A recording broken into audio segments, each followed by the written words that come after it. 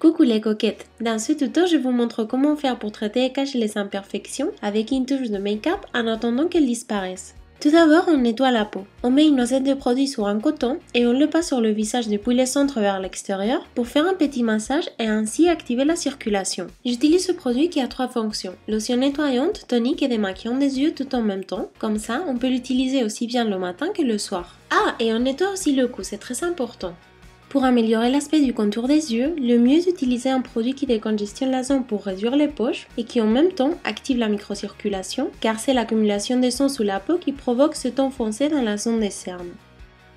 Avant d'appliquer la crème hydratante, on va traiter les imperfections. Les boutons et autres altérations de la peau de ce type mettent toujours plusieurs jours à se soigner car elles sont exposées aux germes, pollution et saleté en général. Ce produit, Yellow Spot, crée un film transparent sur l'imperfection qui la protège des bactéries en évitant qu'elles s'infectent et l'aide à se soigner plus rapidement.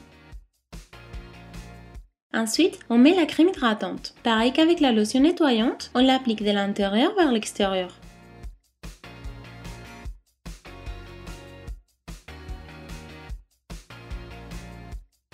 Et on en met un peu aussi sur le cou. Sur les imperfections rouges ou rosées, on va utiliser un correcteur vert pour les neutraliser. On en met un peu avec le doigt sans avoir peur de l'infecter car on l'a protégé avec le Yellow Spot et ensuite on l'estompe à l'aide d'une éponge. Si l'imperfection se voit toujours, on met un peu plus de produit et on l'estompe encore une fois. Dans la zone des cernes, on met un ton saumon pour compenser sa couleur foncée. Pareil qu'avec le vert, on met un peu de produit avec le doigt et on l'estompe doucement avec l'éponge.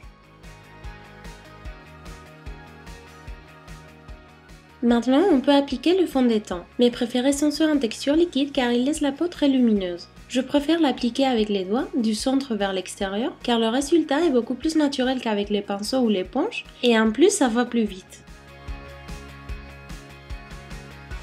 On en met aussi un peu sur les paupières pour unifier le ton de cette partie avec le reste du visage. Pour finir, une touche de poudre matifiante. Comme ça, on fixe le teint et on évite l'excès de brillance. Et voilà, la peau est finie. On n'a plus qu'à mettre une touche de mascara et de gloss pour être top. A très bientôt, my beauties! Pour plus d'idées beauté et les petites choses du quotidien, visitez mon blog Secrets des coquettes.